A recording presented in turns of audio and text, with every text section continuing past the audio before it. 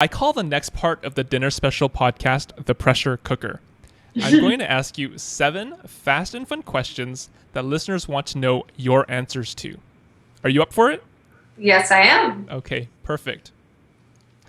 Number 1, which food shows or cooking shows do you watch?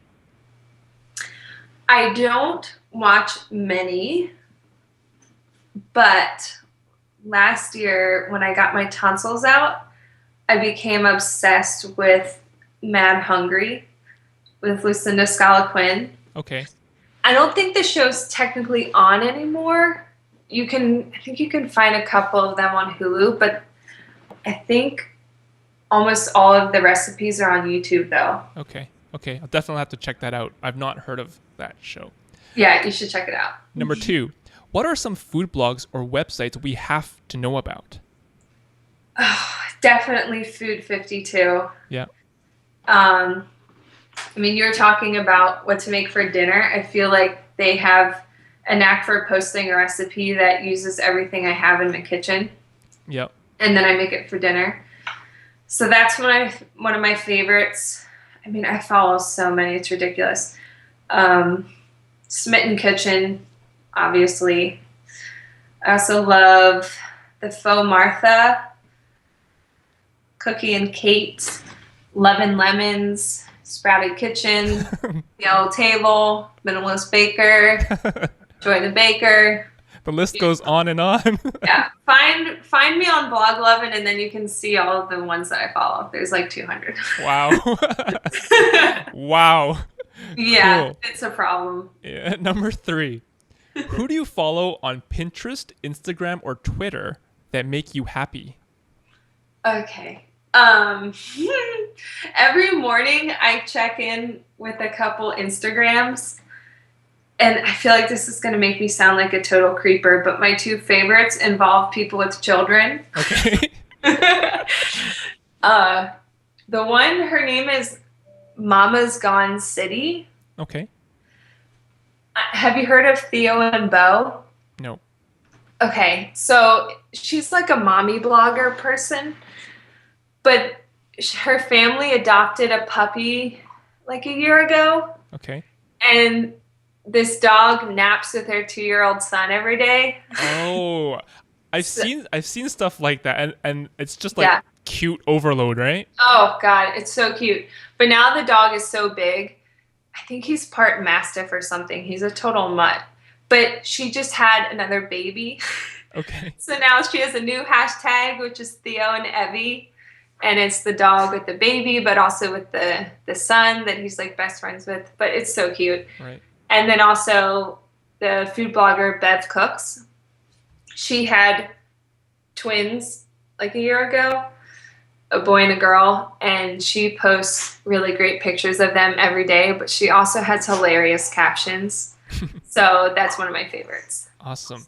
Well, Number 4, what is something all home cooks should have in their pantry? Food-wise? It could be anything. Okay. Sorry, if you hear weird noises, that's my dog in the background. He's really rolling around on the ground, scratching his back and making weird grunts. Just one of his favorite things to do. Come on, stop. Oh gosh.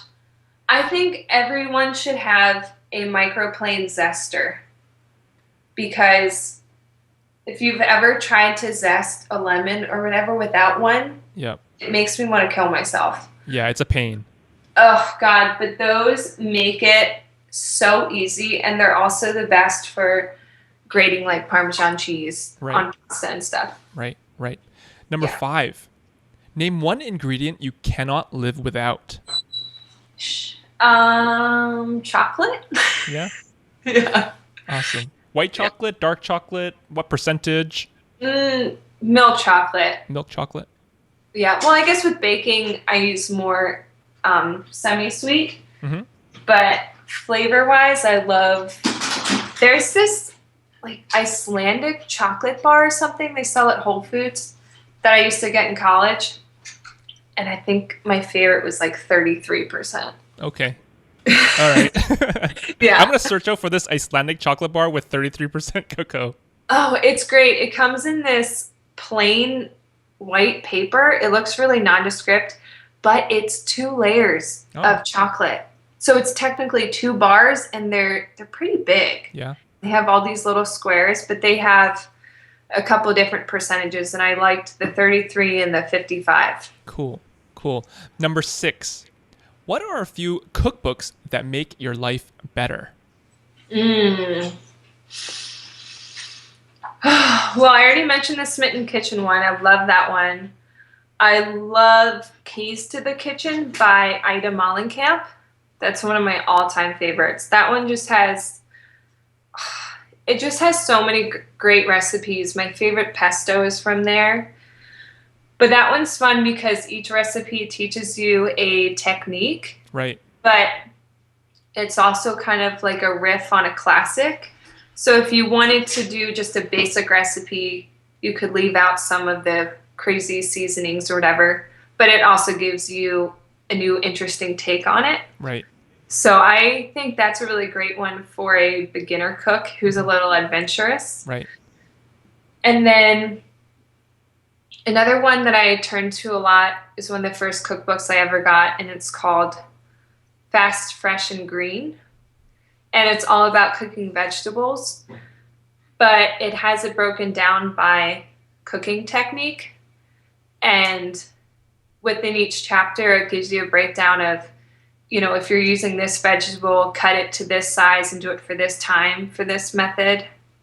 But has a bunch of great sauces and different ideas for things. Yeah. So I turn to that a lot. Yeah. I mean, I love cookbooks where you actually learn a technique and different things rather than solely a recipe. Because I mean, Yeah. once you learn a technique, you can sort of integrate that into, any recipe pretty much.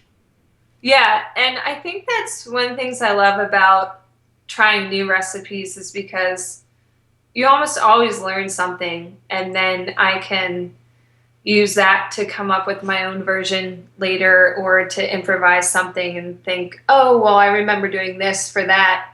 We could try that here or swap this for that and, something Right. like that. Right. And finally, number 7, what song or album just makes you want to cook? Hmm.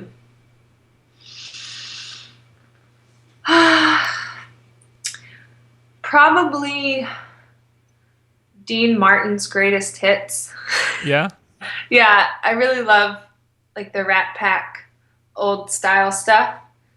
And I think that makes me want to chill out in the kitchen and cook up some really good pasta or something. Yeah. A Awesome. glass of wine.